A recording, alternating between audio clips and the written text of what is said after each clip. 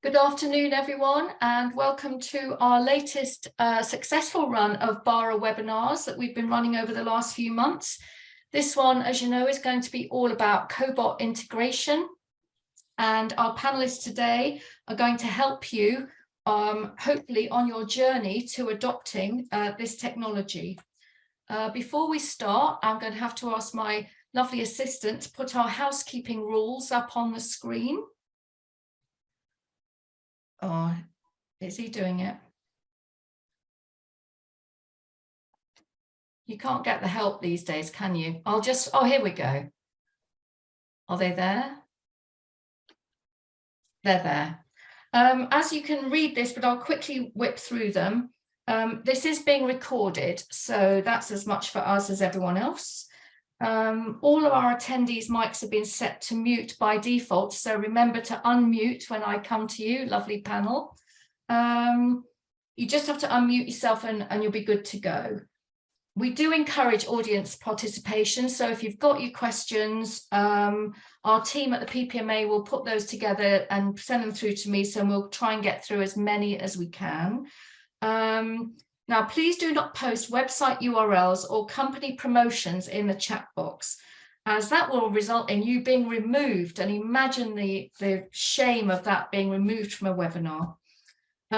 Chatham House rules apply. So a show reel from today's event will be available on the BARA website, along with the accompanying press release. And if at the end of the webinar we haven't finished all your questions, also answers to those questions will be on that next week. If you could wait until the session is ended by the host, there will be a short feedback scheme survey, and that does really help us for organising future events that will hopefully be tailored to meet your needs. So I think that will do for now. There we all are. I'm going to come to everybody on the panel, and I'm going to ask them to just introduce themselves and their companies, so you'll know who's answering your questions. So first of all, I'm going to come to Adam. Adam Swallow, please talk to us about yourself. Thank you, Gail. My name is Adam Swallow. I'm one of the directors at Olympus Technologies, based in Huddersfield. We're a cobot and robot integrator, have been in that job for about 30 years. In terms of the recent innovations with cobots, we've successfully installed about 200 projects now across a range of sectors. We work very closely with the customers. Quite often we find ourselves installing the first project as a turnkey, and then as the customer gains more experience, we hand over more and more of the responsibilities to them, supporting them when they require it. We're also a certified integrator for Universal Robot, which is a brand we work mainly with, and we also do some software development for Universal to enable some of the plug-and-play tools that work with them. Lovely, thank you very much. I'm going to come to Matt Andrushuk next. Thanks, Gail. So, hi everybody. My name is Matt Andrushuk. I'm from Cobots and Machinery Safety. I'm an independent machinery safety specialist, helping both end users, machine integrators, and anybody else along the way with regards to health and safety compliance, particularly around cobots and their integration, making sure that the application that they're looking to do is safe, it's good to go, that nobody's going to get hurt by it, but also looking at the applications to think, and support some people with, is the cobot the right way to go? Or is it more of an industrial application, and trying to sort of scope out whether they need, which route they need to take, really. So, yeah, any questions, happy to help. Lovely, thank you. I'm coming to Andrew Mason next. Hi, everybody. I'm Andrew Mason from RAR UK Automation. We're a distributor of automation equipment, including robots, also cobots even. So we do have traditional automation, but the cobot side, we work predominantly with Universal Robots and Robotique partner together. We're not an integrator, but we do work with integration companies, including Adam's company at Olympus. I've been involved with cobots, I think, since the early days, probably over 10 years now. Actually, that's where I first met Adam at an event in Denmark at Universal. So been around a bit, and they've developed quite a lot since then. Thank you. Lovely. Thank you. Llewellyn Rees next. Hi, Gail. Hi. Yeah, I'm Llewellyn Rees. I'm the owner and MD of Rico Automation. Rico is a systems integrator for cobots and automation equipment. We were formed back in 2016. Prior to that, I had a lot of experience in automation industry. And we've worked since then and supplied cobots and automation to different industries, automotive, electronics, food and bev. We started from the very beginning. Now we've got 2 units, one in Mid Wales and one in Bradford.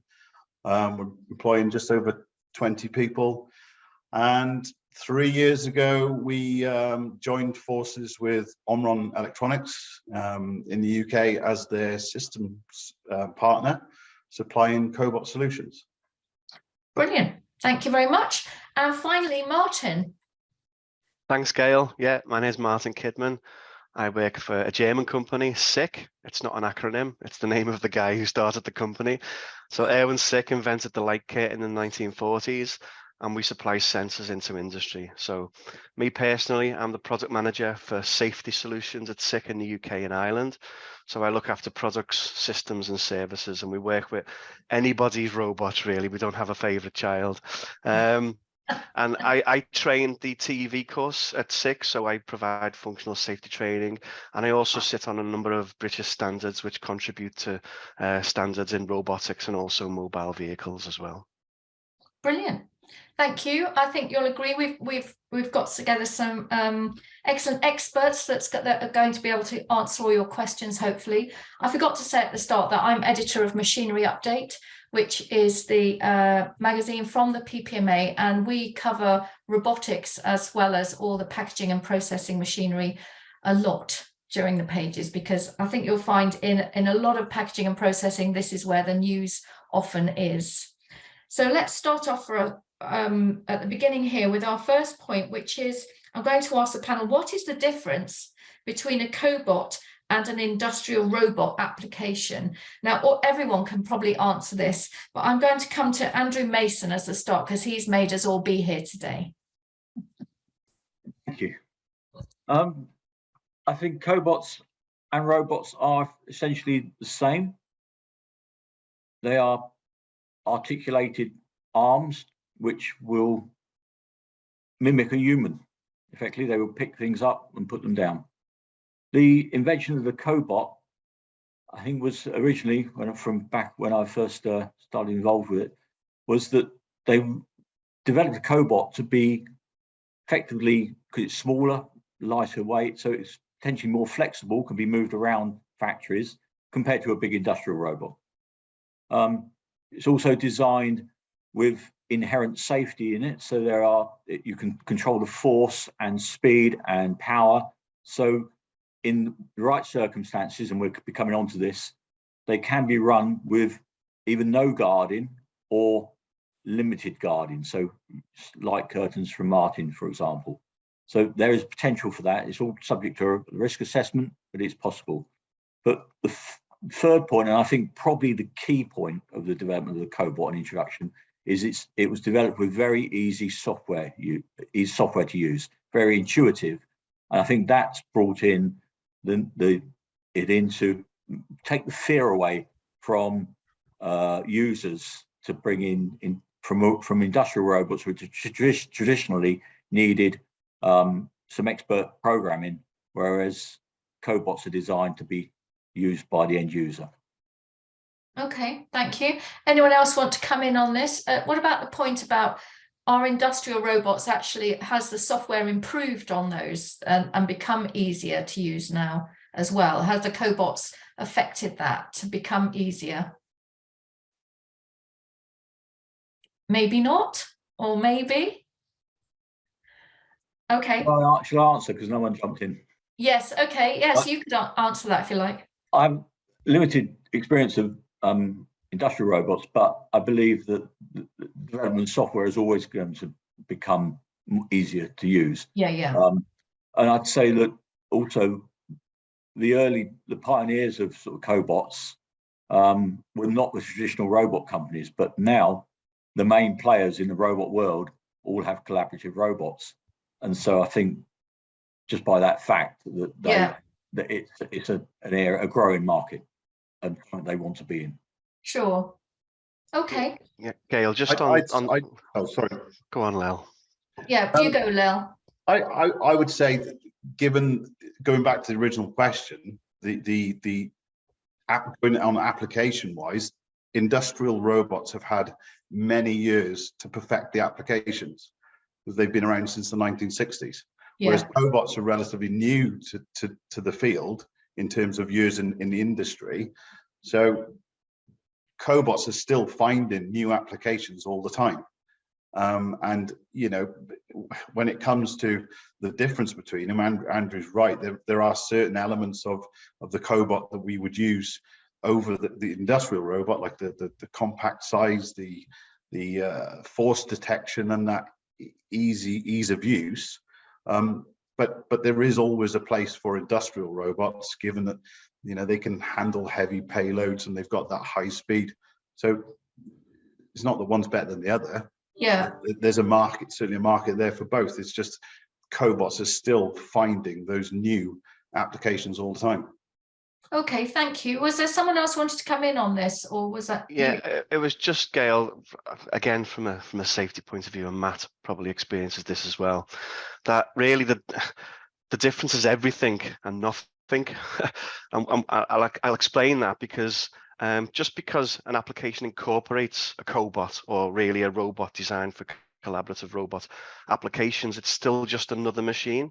So whether you move it or reprogram it or change the product or environment, every single application is completely different. But at the same time, because it's another machine, they all have to follow the same safety life cycle. So from risk assessment through risk reduction to verification and validation, there's not really, from a safety point of view, a definitive difference. You should approach it just like another machine. Okay. Yeah, I'm sorry. Yeah, Gail, just jumping on what Martin said. It's very much that process, but there's a lot of situations where people just believe that they don't really need to do anything. You know, the safety does get a little bit dismissed in that nature. So people don't want to take on some responsibility for it as a risk assessment and things. And people, you know, they look back at it, and then sometimes I've been involved with projects later on rather than in an early stage of it. And one of the things, you know, I've seen is people go, it's a cobot, we don't need to worry about it.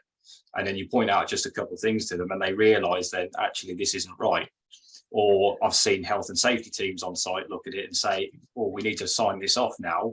And they've looked at it and said, we can't do it. And the situation then is they've spent all of this money investing in this new technology and trying to achieve a good workable application for what that use case looks like. And suddenly the health and safety kicks in and they can't do it because they've failed to understand why and what they've tried to achieve. Because the two then are disjointed, the business takes the brunt of it. And I've known a customer that I've done some work with, and they've basically parked £100,000 worth of collaborative robot arms out of the way now because the health and safety team don't understand it. They can't put trust in it, so they don't know how to handle it. So they've pulled it from production. So the industry has, I want to say, been burnt, and the company's been burnt by this. And you know that doesn't allow that technology to grow if you're not careful. Okay, so we're putting everyone in mind that safety first as ever, and the sooner you get people involved, as soon as you start a project, that's on your list. But talking about, as Lal said earlier, the applications change all the time. But let's now talk about the applications that so far, it's not going to be a definitive list, are the applications that cobots are finding favour in now. And I'm going to come to Adam for a start for this one. So the kind of applications that really are excellent for cobots. Okay, so we've done applications across kind of a range of sectors and a range of processes. Where we're seeing collaborative robots having most value are in areas where space is a premium and where you are working potentially on top or around other equipment. So, for example, case packing at the end of a food and beverage line. Yeah. You've got the transfer of a product from one belt to the case that it's going to be palletized and sent and transported in. There is a good potential for collaborative use of a collaborative robot in that space. There isn't often spare space, hence why a Cobot is an ideal tool. And because you are largely working across two conveyors, then you are reducing the risk by designing it that way. You are reducing the risk of that Cobot being a danger. There are lots of other things which Martin and Matt will describe later about force, about speed and things, but case packing is one potential example where Cobots have value. We also see a lot of applications in palletizing. Similarly, there's a number of Cobot palletizing solutions out there now, and they usually take a smaller footprint than an industrial palletizer. However, they need to be made safe. So safety is pretty much non-negotiable with a palletizing solution because it's passing through head height, it's moving at speed, etc. Yeah, yeah. But they still offer a good solution in that they take a smaller footprint than most traditional palletizing cells. There's also thought is subject of welding.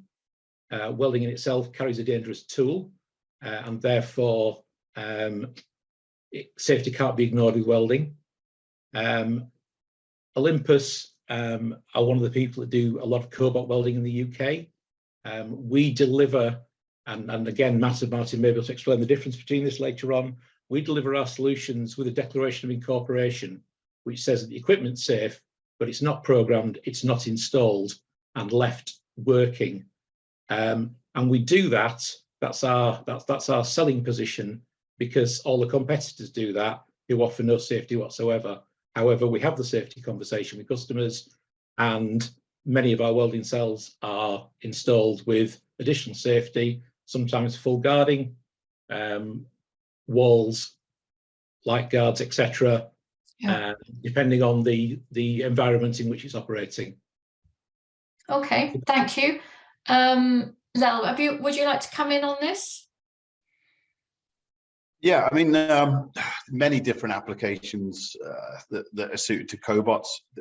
I mean, automotive industry, we've spent many years in that with different large companies. Production lines where you've got a very confined space. You might have an operator here, operator there. Matt, you've got experience in that as well. And, you know, you just wouldn't be able to fit industrial robots in that. So I think, you know, it was a huge moment when the Cobot was put on the market, that it can fit in that space, whereas automation was not possible before that with an industrial robot. Our stance as a company is you know, the automation solutions like palletizing, like Adam mentioned, is one of ours.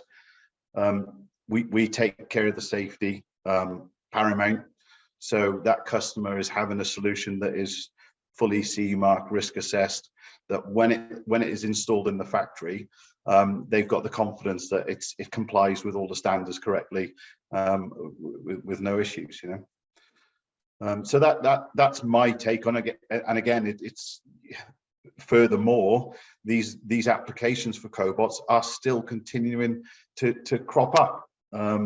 And you know, the more of us, the people like Adam and ourselves are doing these applications, the more they become market known.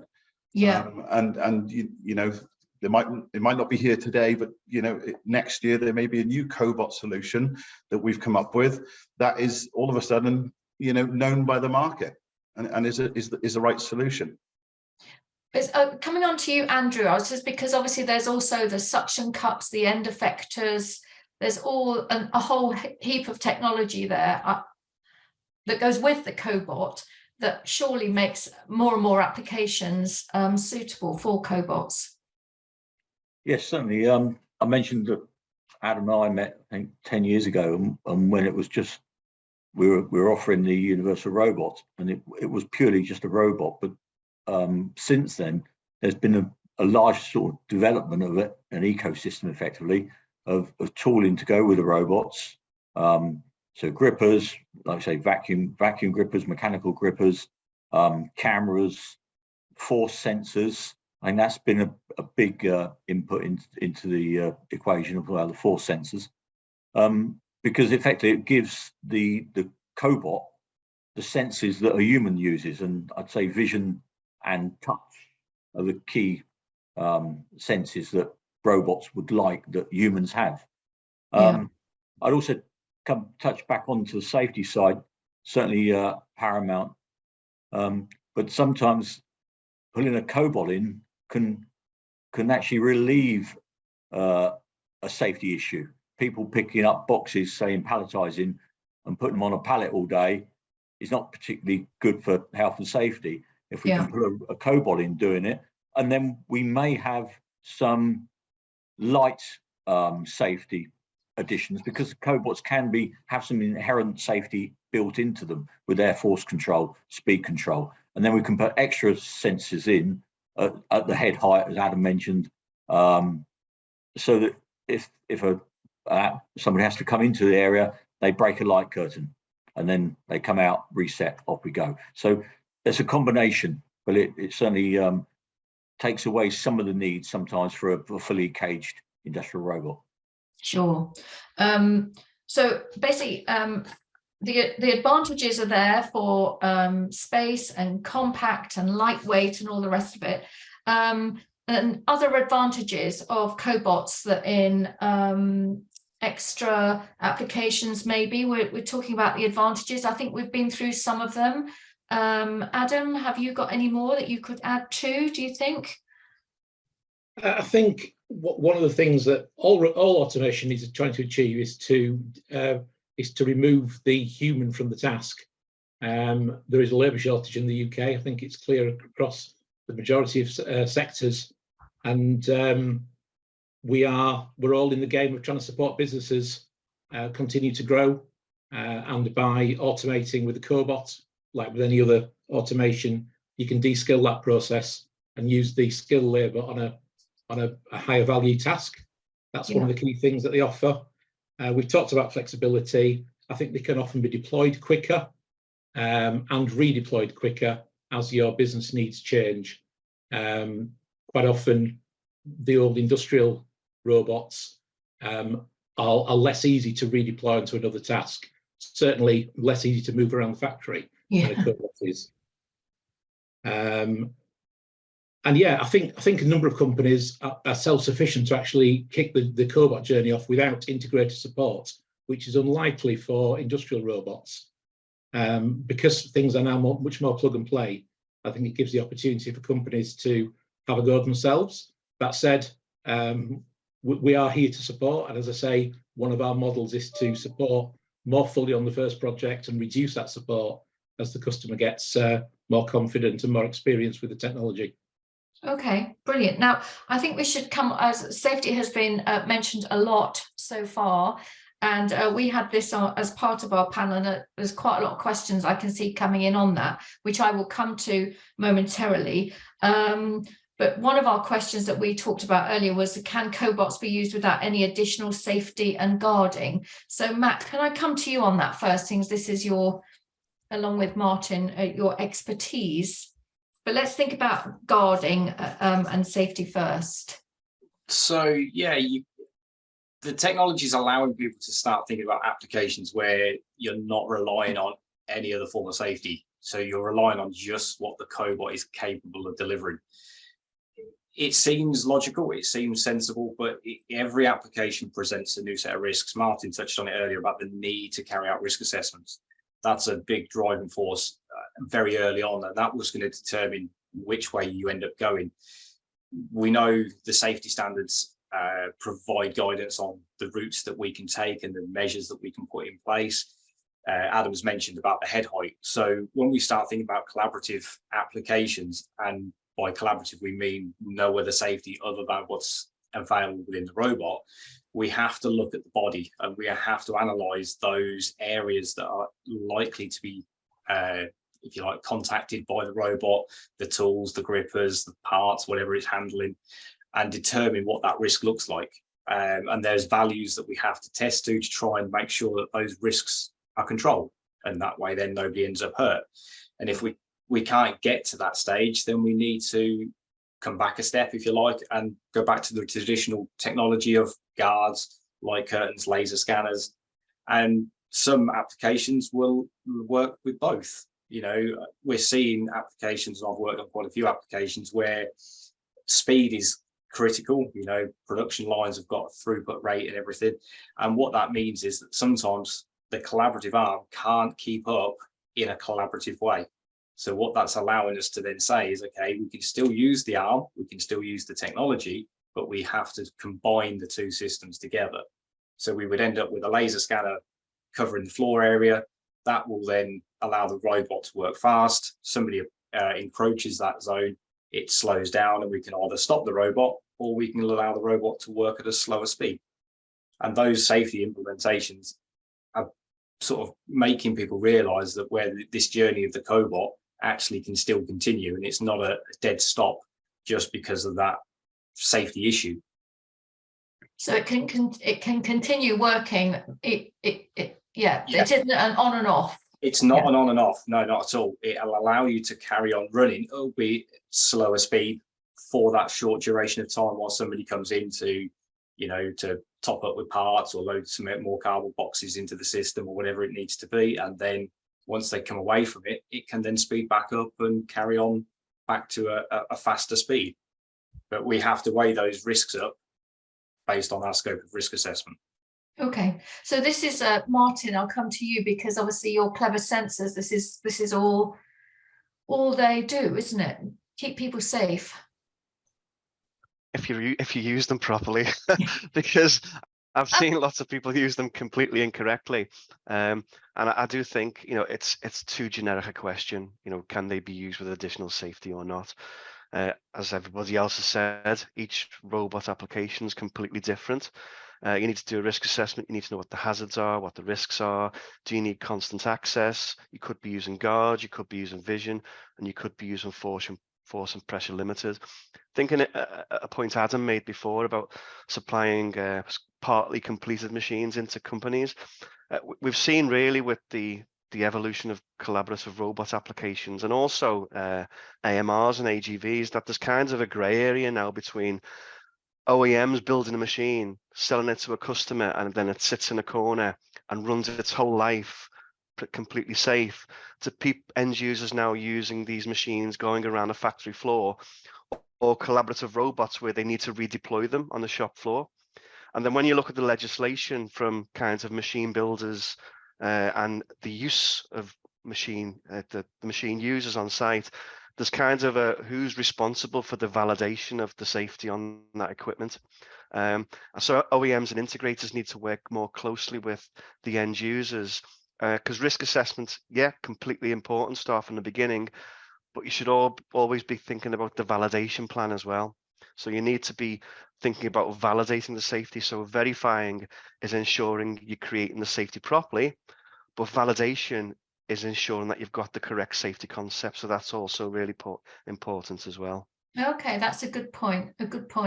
So would you advise people, because, you know, already I'm sitting here thinking, blimey, I don't know whether I want to buy a Cobot. It seems quite complicated.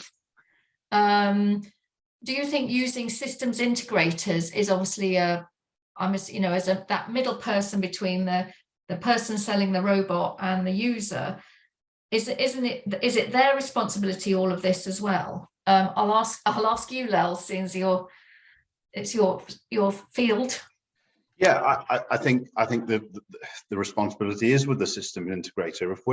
If we're offering to the market a Cobot solution, then part of our duty as an integrator is to offer that safety.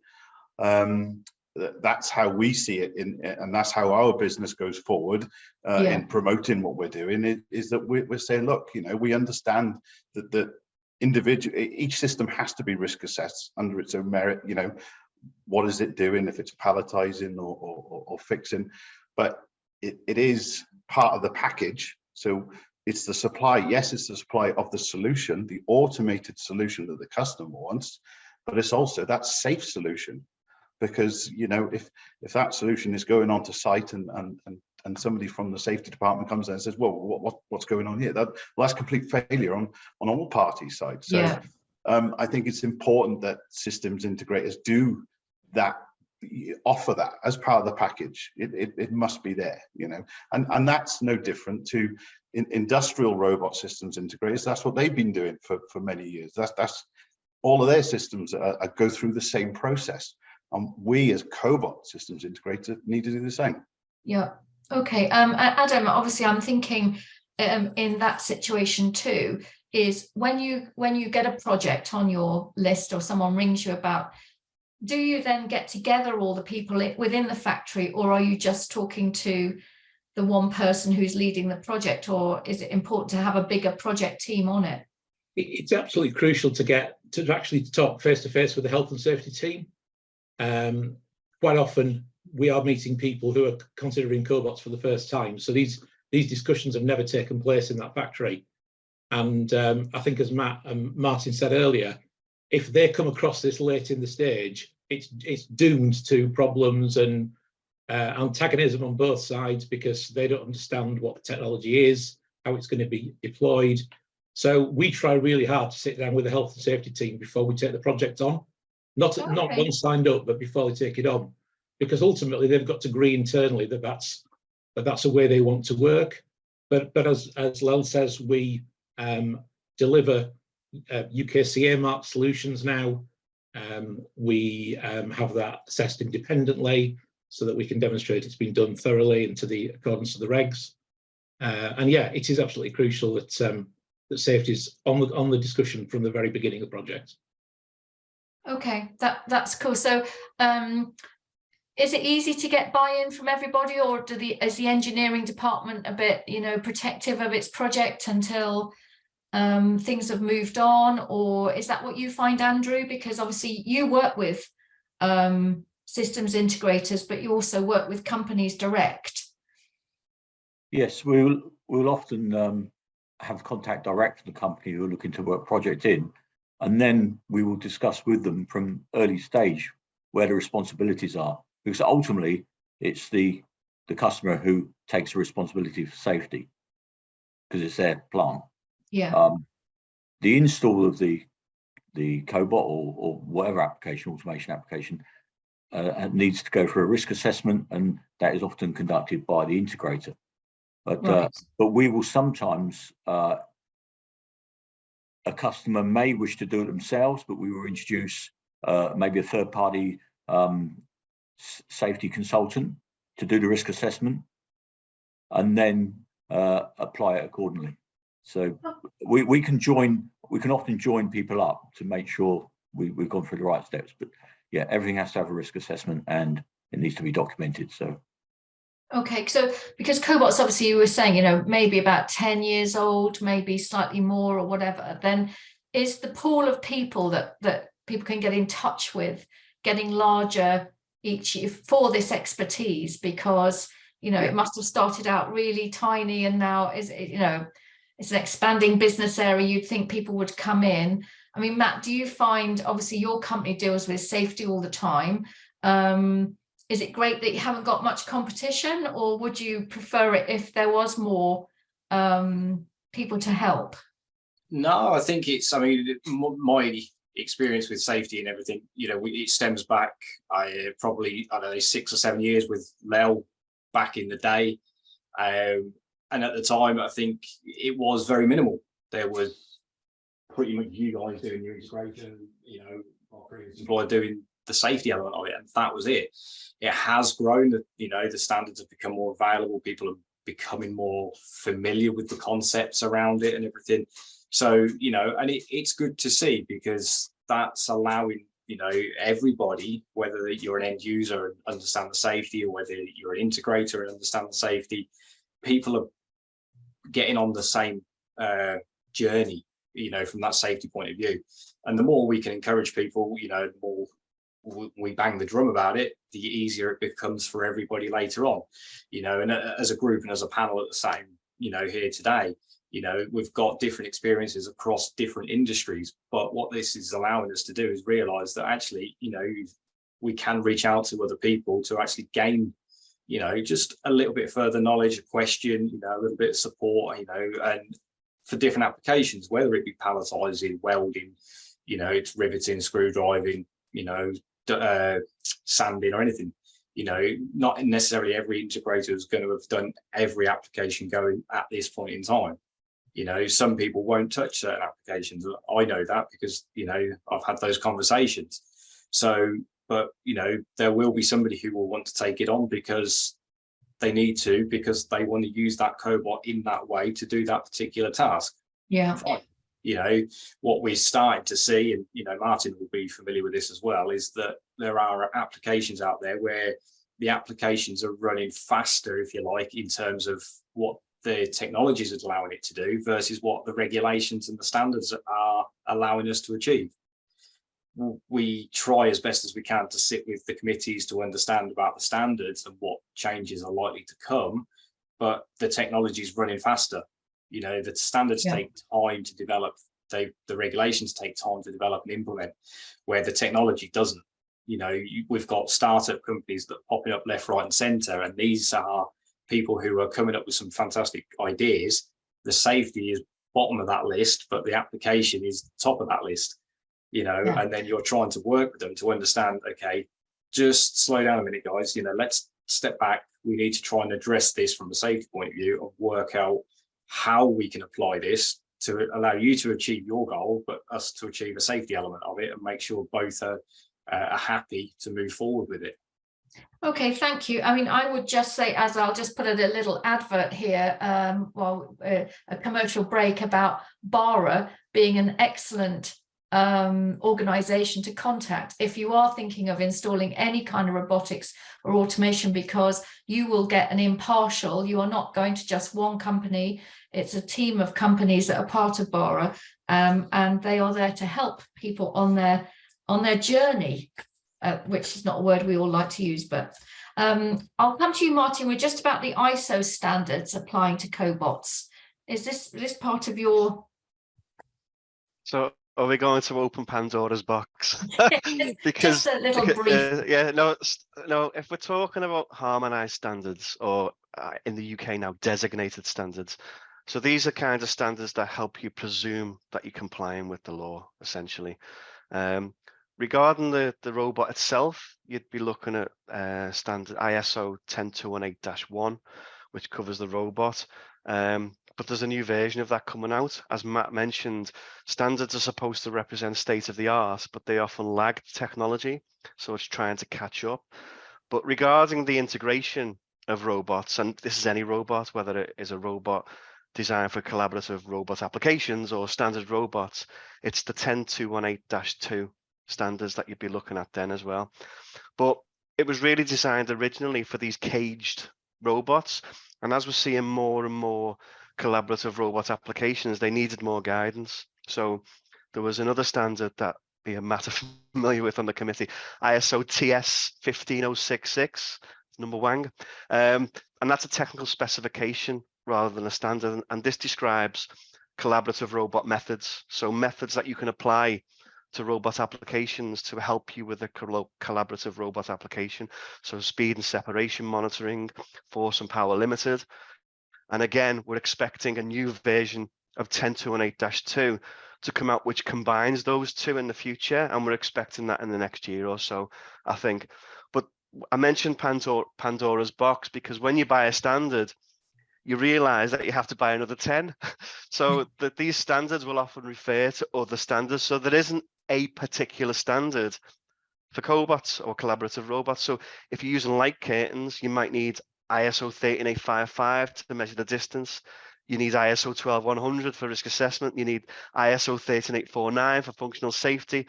You need ISO 14119 for interlocks. It's endless. So that's where I'd say for end users, speak to integrators with knowledge, speak to people that offer risk assessment services like Matt and ourselves and other competitors, and get advice really from the experts, because people can be afraid to jump into topics like risk assessment when actually it's not that scary. You know, you're looking for hazards and you're discussing as a team on how you can reduce that risk. And when you start doing it, and we've worked with lots of companies in the UK that have grown their business getting into integrated manufacturing systems, and we see them at Mac, that it can really help you increase your productivity, increase your turnover if you embrace this technology rather than shy away from it. Okay, thank you. Can I comment on that just quickly? Yes, of course. I was just going to mention that looking at the safety side, it needs to be considered at the start of the project, because sometimes we can mitigate the risk. And Matt talked about speed earlier. That can be overcome by running the Cobot at reduced speed, but doing double pick, for example. So we can pick 2 items at once or 4 items at once. So it's not about speed, it's about throughput, which is important for the line. That's all the customer wants. They want the output. They don't necessarily want to know how quick the robot's moving around. It's how many products it can produce. So if you look at the safety requirements at the start of the project, then you can put in some mitigate, or you can design the solution to meet the requirements and within a safety regulation. Sure. Can I just throw a quick one in? Sorry. Yeah, carry on, go on. Just following on from that, we have a customer who we do a machine tending application with, and they've actually slowed down the load and unload of their machine tending cell to enable it to be more collaborative than it would if it moved at the speed the Cobot is capable of moving at. Parts themselves are smooth, so don't add anything to the risk factors. But what they are getting, even though the load and unload is slower, because the machine is always running and always has its next part ready, they've cut out all the breaks, all the lunch time, dead time from that machine, and have got 27% uplift in productivity, even by slowing down the speed the robot works. So I just wanted to reinforce what Andrew was saying. Oh, brilliant. I do find it quite unbelievable that anyone would take on any kind of project in a factory without considering safety, but obviously they do, which is worrying for all of us. Right, I'm going to just close us talking about the things that we wanted to talk about and introduce some of the questions that we've had flying in from our audience. So I'm just going to read those off. So I hope some of them make sense, and maybe I'll just pick one of you, and if you don't want to do it, just ignore me or something. First of all, which sector do the panel think will increase installations for automation? I.e., you know, is it going to be e-commerce, manufacturing, general warehousing, 3PL? Which applications do you think are going to adopt it quicker? Who wants that one? I think manufacturing would be one for me. Right. Okay. I think if the UK is going to be, that powerhouse of manufacturing as it was, then we need to adopt automation and robotics in any form. So the quicker we do it as a country, that manufacturing is definitely one for me. Right. Okay. I'll add in that I think that certainly it's still linked to manufacturing, but the logistics end of manufacturing, the packing, the jobs which are low skilled and where the operatives can be utilized elsewhere for a more useful task, really. Okay. And Adam? I would add in food and beverage end of line is of huge interest to a number of people we're talking to at the moment, and some projects we've done already. And I think the untapped sector is the co-pack industry, where you've got effectively pre-packed things being repacked for distribution to smaller retailers, etc. That is almost entirely manual because they've never had the automation tools that are flexible enough to change as fast as their demand changes. And I'm not sure all the Cobot tools are fully there yet, but I think that will come of age. And I think co-pack, there's going to be more and more flexible co-pack solutions in the years to come. Okay, especially as runs get shorter and personalization becomes more important. That would answer those kind of questions, wouldn't it? Okay, brilliant. Hopefully that's helped the person. Right, so Matt, someone thinks you raised a very important point. So well done for that. It was all about the challenge of learning how to handle the safety. What are the specific differences in the safety life cycle to consider in a Cobot project, is the question.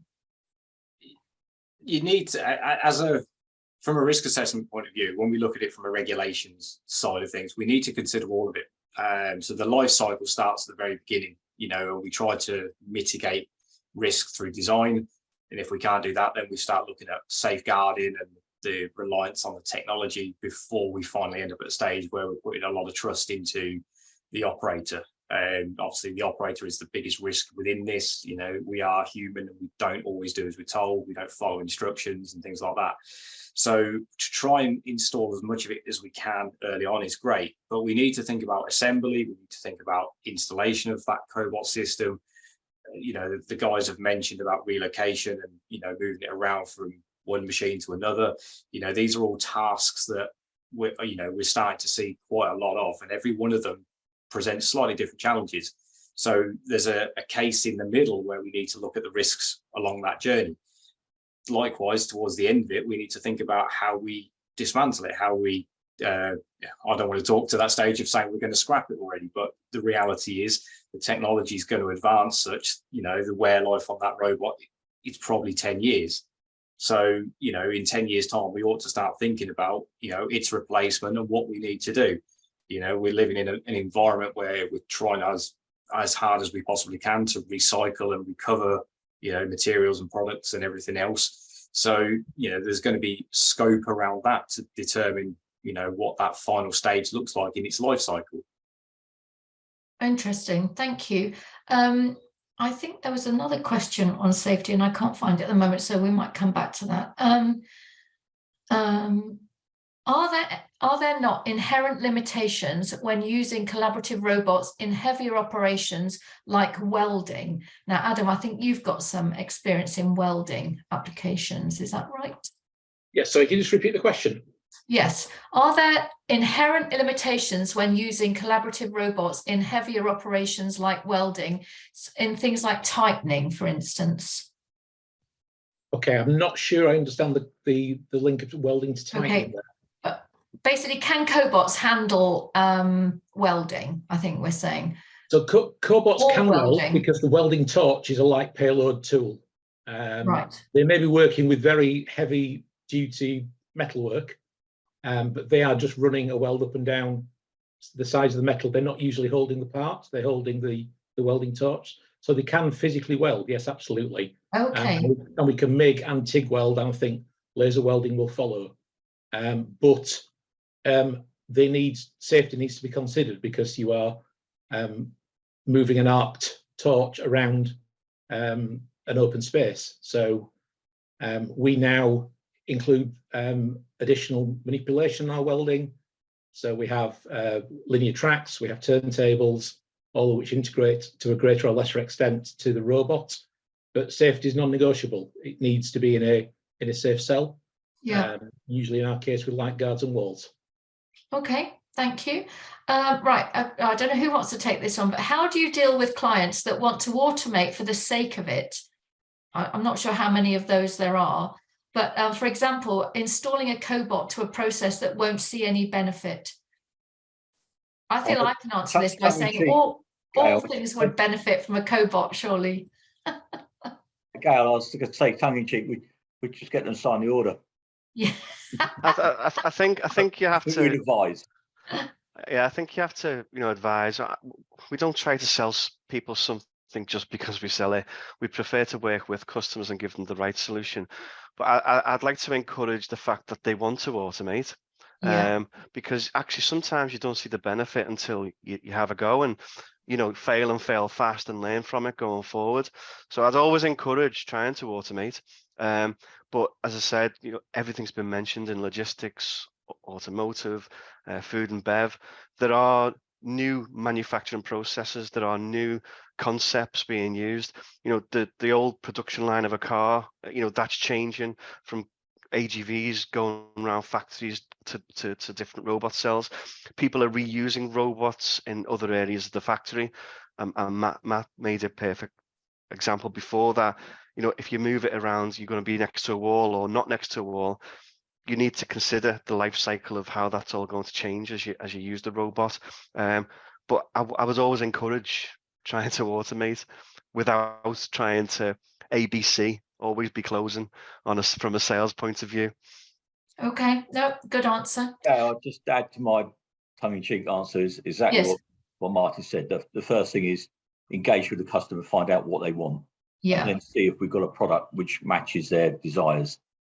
If we've got a match, then we can offer them a solution and we can advise on that. And it could be an industrial robot. It could be a different solution. sure.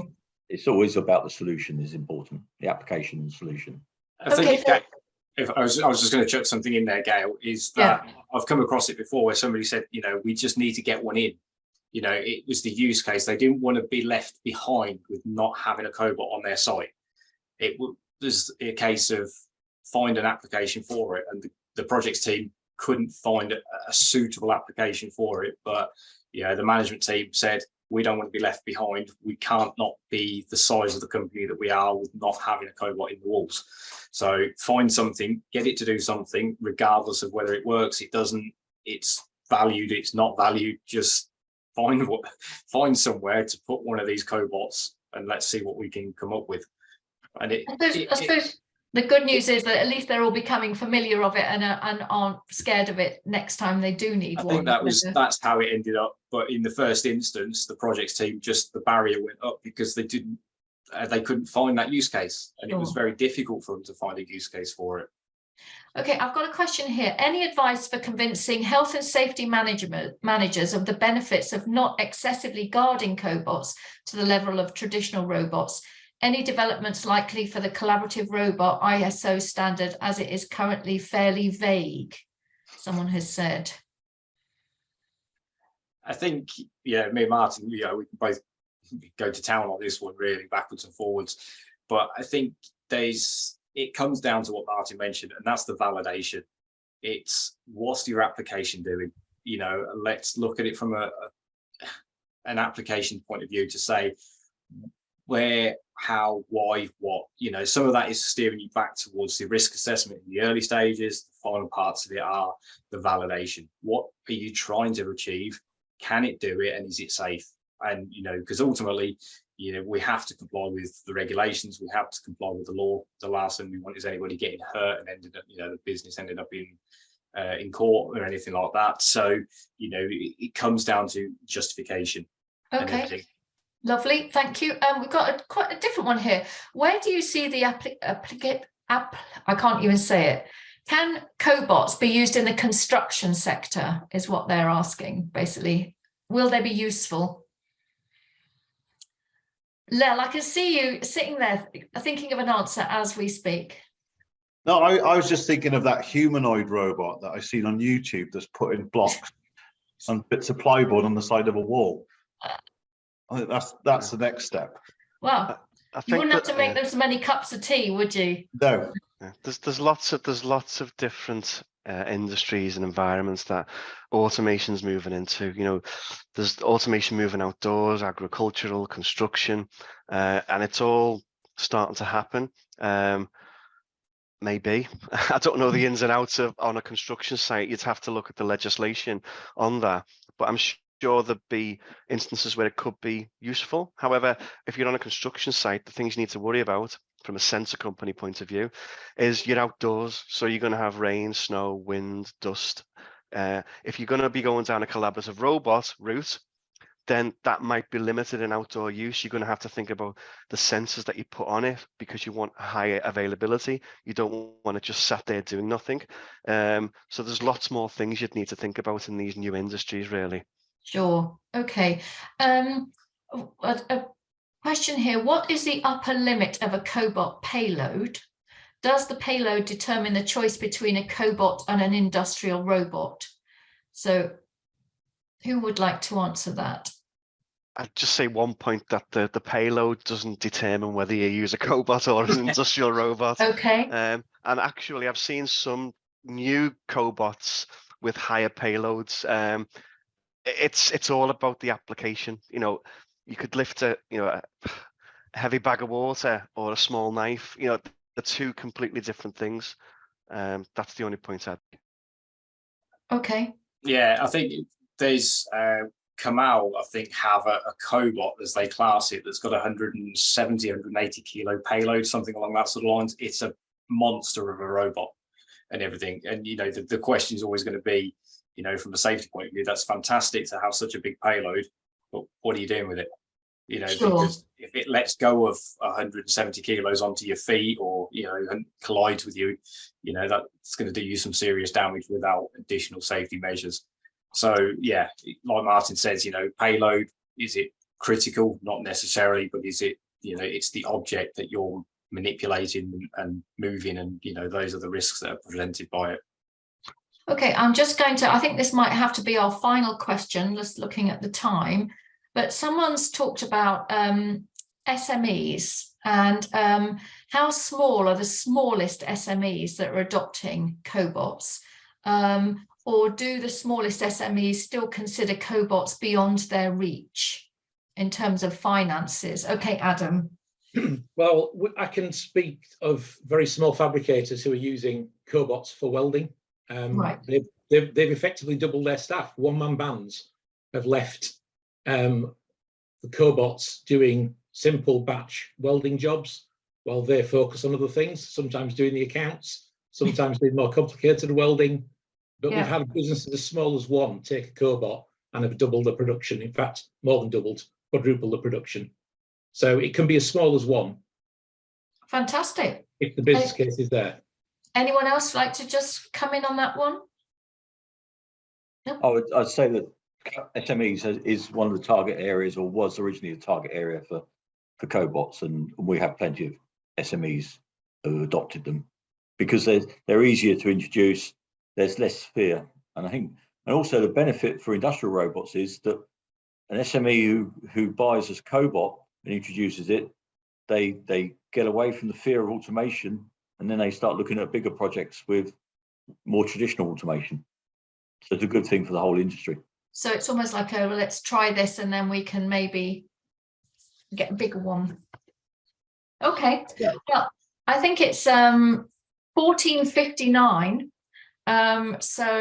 I just left for me to say thank you so much to the panel for all your expertise, and thank you to everyone who joined us. Again, I just remind you about the survey that will pop up at the end. I would also like to remind you that if you do want to learn more about automation and also machine vision, which is obviously quite often an enabler for robotics, you've got the chance to go to the Automation UK brand new show on the 20th and 21st of June at the CBS Arena in Coventry. That's co-located with the Machine Vision seminar and conference, all run by BARA and UK IVA and the PPMA. So that's another advert over, but I think you'd probably find the day very useful for seeing the very latest technology that's available in cobots and other automation. So again, thank you very much to everyone on the panel. Any questions we haven't answered, we'll put on the website. And again, thank you very much for your time. Thank you. Thanks, Gail. Thanks very much, everyone. Yeah, thanks, Gail. Thank you. Thanks, Gail.